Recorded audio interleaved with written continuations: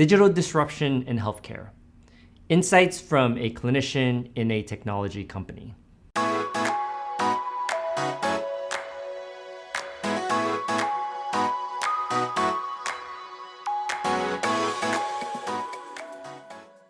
insightful article in the New England Journal of Medicine Catalyst was published on March 1st, 2023 by Karen DeSalvo, Chief Health Officer at Google, and Michael Howell, Chief Clinical Officer at Google.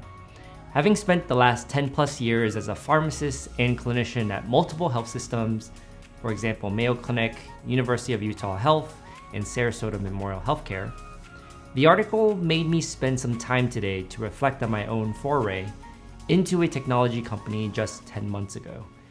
In short, I am grateful for the path that Karen and Michael undoubtedly paved for other clinicians to venture into this industry.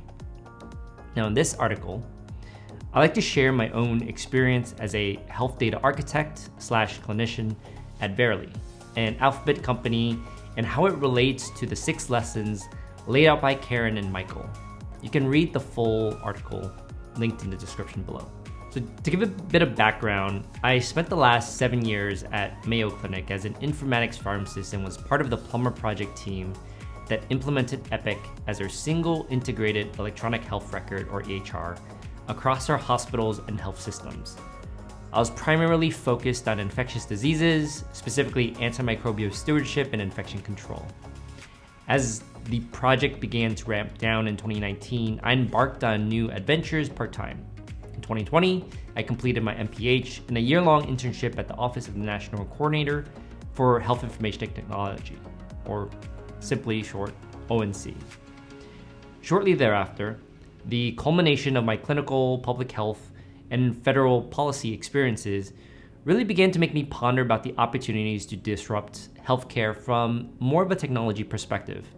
I spent a few months researching what that may look like and ultimately accepted a new role as a health data architect at Verily in April 2022. The first thought is around identity. A common theme among the lessons in the New England Journal of Medicine Catalyst article is the need to truly define what our role should be as clinicians within a technology company. What makes this particularly challenging is the fact that, as described in Lesson 4, the clinician is a new function for technology teams. In the last 10 months, I can't tell you how many times I've been asked to describe my role and subsequently struggled to find the words to articulate what exactly I do as a health data architect. Should I continue saying that I'm also an informatics pharmacist? Or perhaps I should use clinician or a subject matter expert, since I'm no longer strictly focused on pharmacy.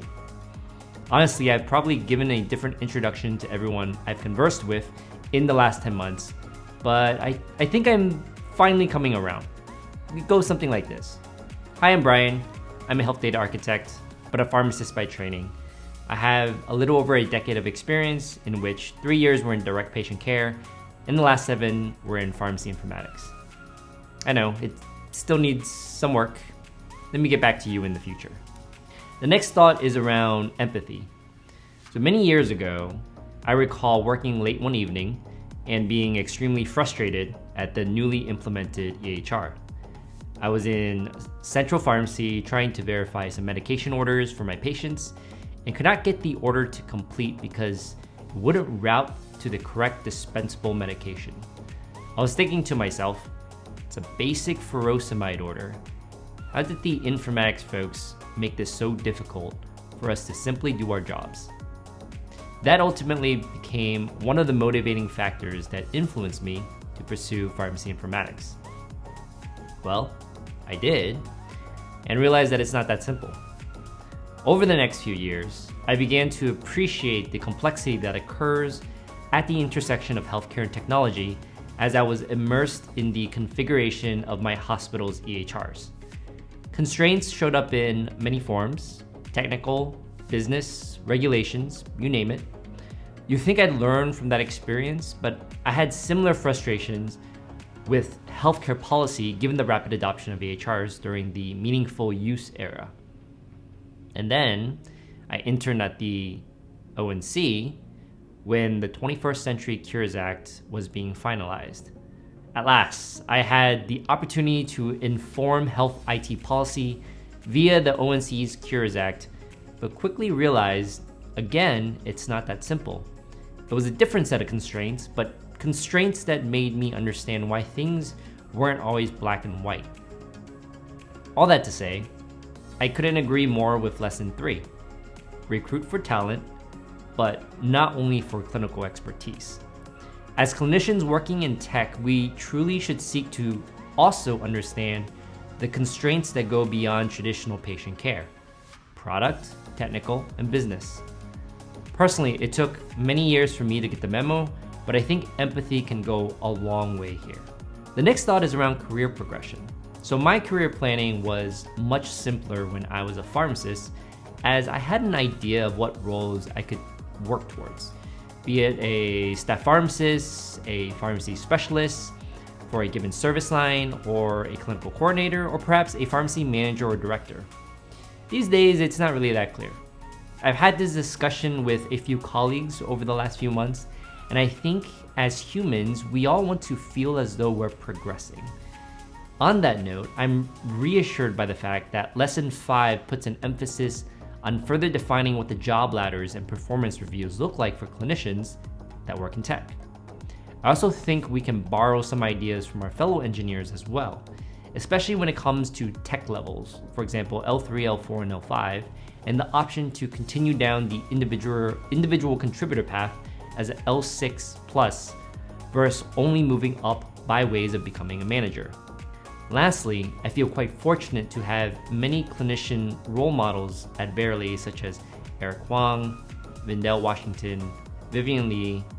Of course, I also greatly admire the work of Karen and Michael as they've grown the clinical team at Google, which I'm sure indirectly gave me the opportunity to have CN Hughes as one of my formal mentors.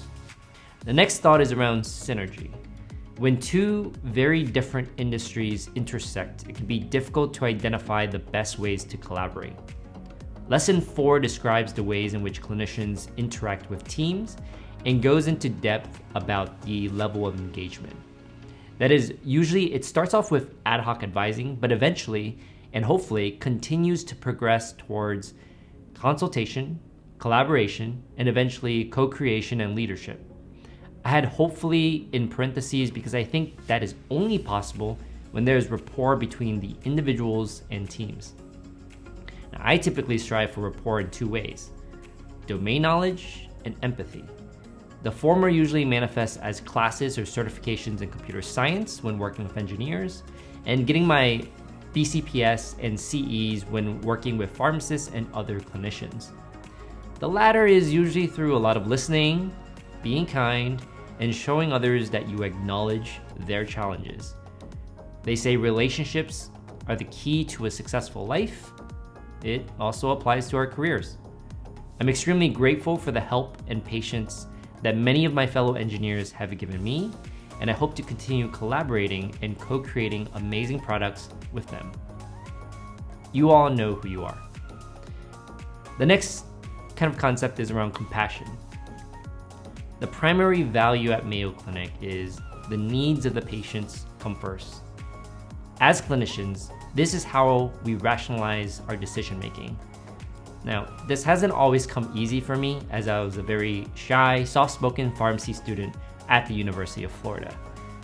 That wasn't until my 4th year APPE rotation at Mayo Clinic Jacksonville and the PGY2 critical care pharmacy resident told me something that has stuck with me ever since. And she said, "Brian, I know it can be hard to speak up sometimes, but remember this: whenever you come across a situation where you think something you know may impact a patient, you must speak up.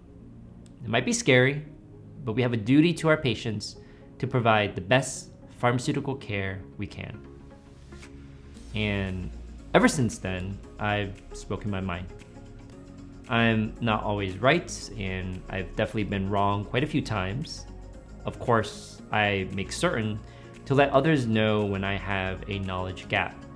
But I'll never hesitate to say something if I think a decision may impact a patient down the road. And I think this aligns quite nicely with lesson 2. develop, communicate, and act on a consistent set of clinical values. These core values should form the basis of our decisions in tech, as they have in the hospitals and health systems we used to practice in. Now, for concluding thoughts, I truly think disruption and transformation in healthcare doesn't happen in a clinical vacuum. Rather, I think it takes a village. As Abhinash Virk used to say, whenever our antimicrobial stewardship team at Mayo Clinic accomplished an important milestone or project. As of right now, I think technology is an enticing path to make healthcare better for everyone, and I'm excited for a future when clinicians in tech are no longer the exception, but rather the norm. As always, thanks for watching, and I'll see you in the next one.